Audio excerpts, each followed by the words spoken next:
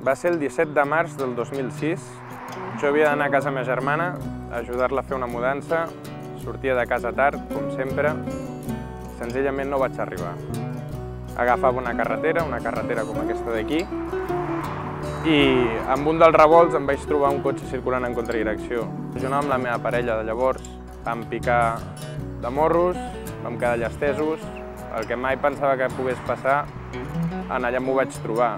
Tot va ser molt de pressa. Ella va sortir volant, jo vaig xocar contra el cotxe, vaig destrossar-me el braç i la cama. I estàvem esperant amb el pare, no venia, i dèiem que raro. No venia, trucàvem al telèfon, no contestava ningú, i en una de les vegades ens va contestar l'infermer, un camillero que havien recollit amb un accident. Va dir, ha tingut un accident, està aquí a l'hospital, portem a l'hospital de Granollers, i està viu, sencer, però amb ferides. Quan vaig arribar, pobret meu, estava fatal. Vull dir, gairebé era com una despedida, com un adéu, perquè el vaig veure tan malament quan va entrar a quiròfan que pensaves, ai, Déu meu, que se'n surti.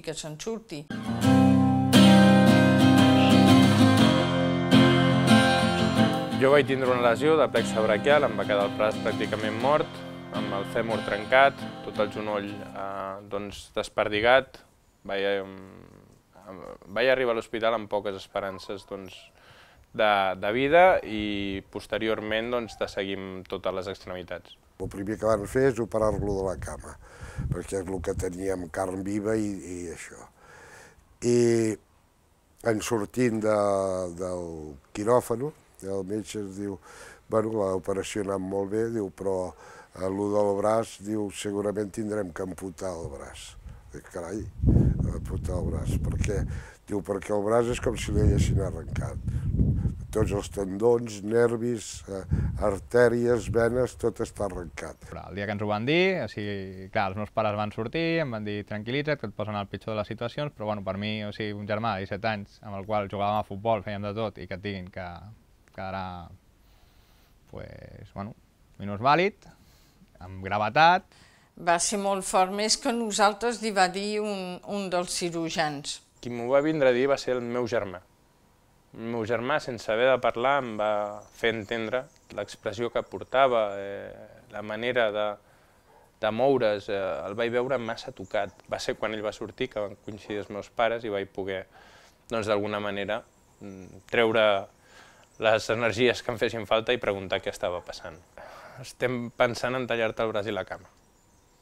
Aquesta va ser la informació directa per part dels metges. Va voler-se comprar una caçadora de competició, d'aquelles que porten totes les...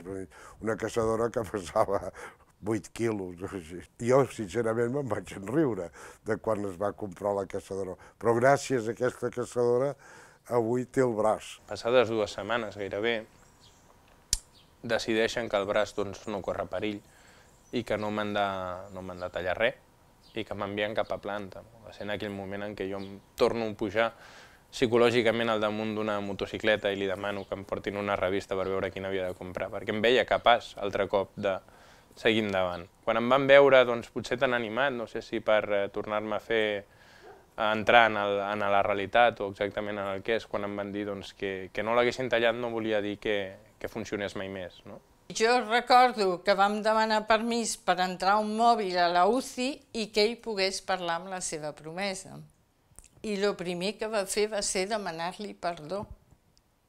Demanar-li perdó per l'accident que havien tingut. Jo recordo aquell moment que a tots ens va omplir els ulls de llàgrimes. I va estar disposada des del primer moment i era una cosa que jo no acceptava. Era una cosa que jo em qüestionava, com amb 16 anys que ella tenia en aquell moment estàs disposada a acceptar això tota una vida, Per què? Senzillament, d'alguna manera, em vaig veure molt desubicat, em recordava aquell nano de 17 anys que jo era abans i que no em sentia en aquell moment. I d'alguna manera, la vaig fer fora d'aquesta manera.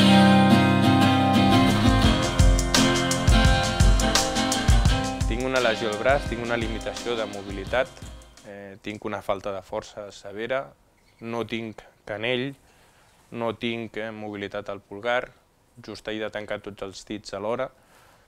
Senzillament he perdut tota la fiabilitat que té una mà. Just puc fer pinça i poca cosa més. La cama aguanta. Aguanta, tret d'algun ensurt que m'emporto més sovint del que m'agradaria. Al cap i a la fi, doncs, tota la cicatriu va comportar que agafés una infecció dintre l'os i que en qualsevol moment, i això és una cosa amb la que jugarem sempre, en qualsevol moment es pot reproduir i podem acabar en les pitjors de les situacions, que és que l'hagin de tallar. Primer va ser una mica, no maleducat, però borde sí.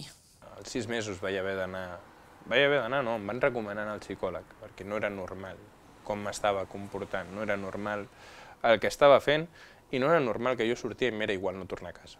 No em volia matar, però sí em volia morir, saps? No... Cap de la fi, pots fer coses per matar-te, que no era el que buscava, però tampoc em preocupava morir-me en aquell moment. Em van fer anar al psicòleg, d'alguna manera em va vindre a explicar que jo estava acostumat a ser el protagonista de les històries, a fer-les i a sentir-les i a viure-les, i que havia de sentir-me realitzat en veure-les, no en protagonitzar-les, en veure com la gent feia i jo m'ho mirava i havia de ser feliç amb això, no? Això d'alguna manera em va encendre, em va fer molta ràbia, em va fer rebotar-me a mi mateix i això va ser en part el que va iniciar aquest esforç continu que ha suposat des de llavors el seguir endavant amb la vida. Em va costar moltíssim i van ser uns amics que em van dir que anaven al circuit. Que anaven al circuit amb la moto i jo em vaig apuntar a acompanyar-los, a veure'ls, i em van dir, no, busca't un mono que tu has de provar la moto. I al moment de veure'm al damunt d'una moto de circuit, sent capaç de fer el que feien tots els altres, em vaig sentir, altra vegada, com deia, complet. Complet, sense cap mena de limitació, sense haver de plantejar-me puc, no puc, senzillament fluïa tot massa bé. En aquell moment vaig decidir que m'havia de comprar una moto, la vaig comprar en una setmana, la vaig portar aquí a casa i vaig començar a carregar d'equipatge. Tot el que podia, tot el que tenia, anava cap a dintre la moto. Aquell dia vaig sortir i vaig arribar a Finisterre. No he parat des de llavors. És molt fort perquè no deixa d'haver-hi el perill, però també puc entendre que la moto és la seva passió. I no perquè el tanqui amb una cúpula de vidre podré estalviar-li el que ell realment tingui ganes de fer, vull dir. Clar, quan ell ho deia, jo a vegades li deia, però Nils, accepta que no pots, que no podràs portar mai moto gran. I ell deia, no, al final ha aconseguit portar moto gran. Jo no m'ho hagués pensat mai, això, i m'alegro molt per ell, perquè realment és la seva vida. A mi tampoc em fa por anar amb moto. Soc molt conscient que el xassis sóc jo. Qualsevol motorista ha de ser molt conscient que el xassis no és la moto, és ell. Jo al damunt de la moto torno a ser aquell nano de 17 anys que es va quedar en aquella carretera. D'alguna manera torno a ser aquella mateixa persona completa que pot fer exactament el que vol, però sense la necessitat d'haver-me de demostrar res o d'haver-me de provar amb res. Ho disfruto i ho visc d'una manera inexplicable, però ja no tinc la pressa que tenia abans. He dinamitat la meva família emocionalment, sense voler-ho, però perquè així sortia de mi. Jo no podia acceptar-me a mi mateix i no podia fer o entendre que els altres m'acceptessin i volguessin lluitar per alguna cosa que ni jo mateix lluitava. Sí que és veritat que mai l'hem vist deprimit. O sigui, a diferència dels altres, jo, per exemple, sí que em vaig deprimir i vaig passar-ho malament. La professió anava per dintre, però jo era molt conscient de dir o aquí em faig el dur i que tiri endavant, o el que estic fent és que quedi atrofiat per sempre. I això, doncs, afecta, i afecta molt.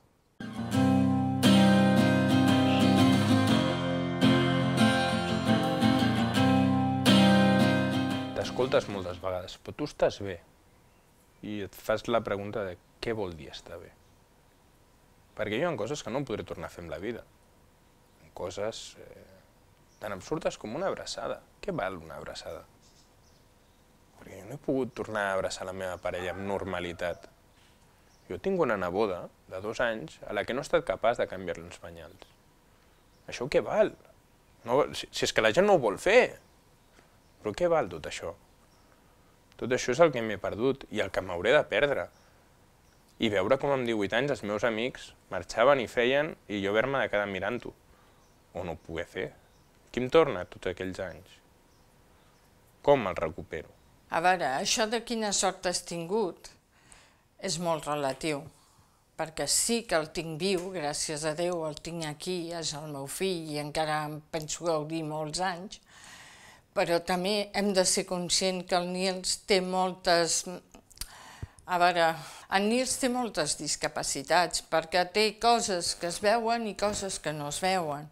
I és molt trist veure un nano de l'edat que té unes ganes de viure bestials i que tu veus que moltes coses ha de renunciar a elles perquè no les pot practicar, perquè no les pot fer. Sort no és que hagi tingut sort, però hagués pogut ser molt, molt, molt pitjor. Ell es pot valdre per ell mateix, però clar, a ell això no li serveix perquè ell sent les seves limitacions. I jo considero que va tenir molta, molta sort amb l'accident que va tenir, perquè era un accident mortal.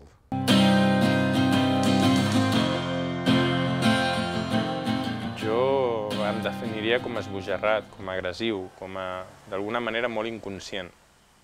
Com deia, m'agradava molt passar-m'ho bé, i era l'únic que pensava. No em preocupava més que l'estona que anava a passar-ho bé i de disfrutar-ho i exprimir-ho al màxim, ja fos amb velocitat, amb risc o amb qualsevol de les circumstàncies que em pogués trobar. Per més que jo havia jugat amb tot el que pogués passar, amb tot el que pogués vindre, ja fos adelantant on no tocava, saltant el que hagués de saltar o fent el que hagués de fer, mai havia passat res. Sempre havia sapigut reaccionar, sempre havia sapigut esquivar el que toqués i no era una de les probabilitats el tindre un accident. D'alguna manera jo em creia que jo sí estava pel damunt de tot això, jo sí que en sabia, els altres no.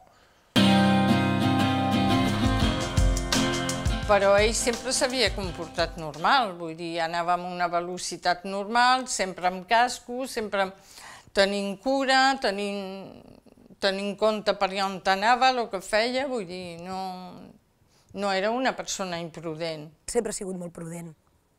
Condueix molt bé, clar, ara molt millor que abans, pel temps que porta de moto, però no és esbojarrat, ni ho era d'esbojarrat. Ells no sabien ni la meitat de la missa. Clar, ells estaven a casa, ells no sabien el que feien, però tots hem fet de les nostres. Sí, la veritat és que anava molt, com li diríem, molt flipaete. Si havia fet algun cavallito i s'havia deixat a la nòvia a terra... Caldara s'ha cremat. Ha jugat amb foc i s'ha cremat. I no vol tornar a jugar. Desgràcies en podem tindre tots, completament. Ara no em vull ser responsable, no vull aportar ni un gram més del necessari per poder tornar a passar per aquella situació. I potser ja no per mi, que tinc infinitat de cicatrius, he passat infinitat d'operacions, infinitat de recuperacions, sinó ben bé pels meus. No vull que els meus tornin a passar tot allò. De fet, hi ha alguna que em diré tota una vida. Mejor llegar tarde que no llegar.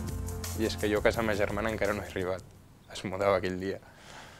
M'ho van dir moltes vegades. Moltes vegades. No corris, faràs mal. No ho vaig voler veure.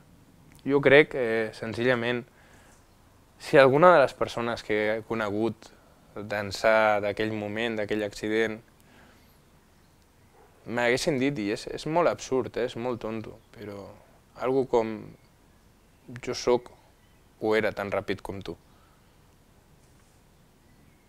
I és que és cert, he conegut molta gent tan ràpida o més del que era jo.